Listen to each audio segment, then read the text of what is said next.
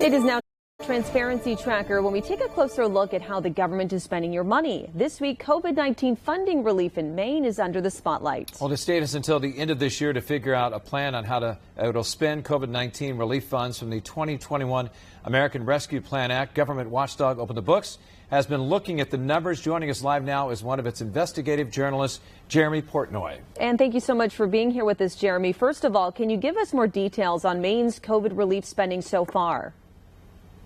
Good morning, Jeff and Katie. So far, Maine still hasn't obligated 16% of its federal COVID money. That means there's $160 million that they don't have a plan to spend yet. So Maine got $4.6 billion in federal COVID funds. $1 billion of that they got to decide how they want to spend.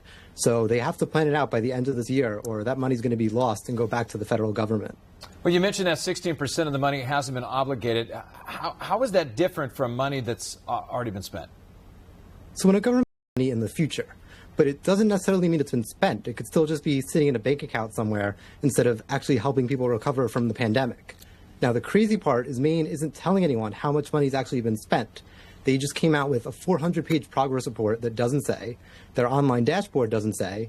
So we reached out directly to the Department of Financial Services. They still wouldn't tell us how much money has actually been spent to help recover from COVID.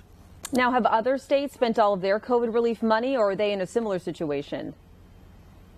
So nationwide, as of January, states have obligated about 70% of their COVID funds. And Maine, as of June, is at 84%. So they are going at a pretty good rate. The fastest spenders are states like Texas and Kentucky. They've spent 80% or more of their funds. But then you have Oklahoma and Tennessee have spent 10% or less.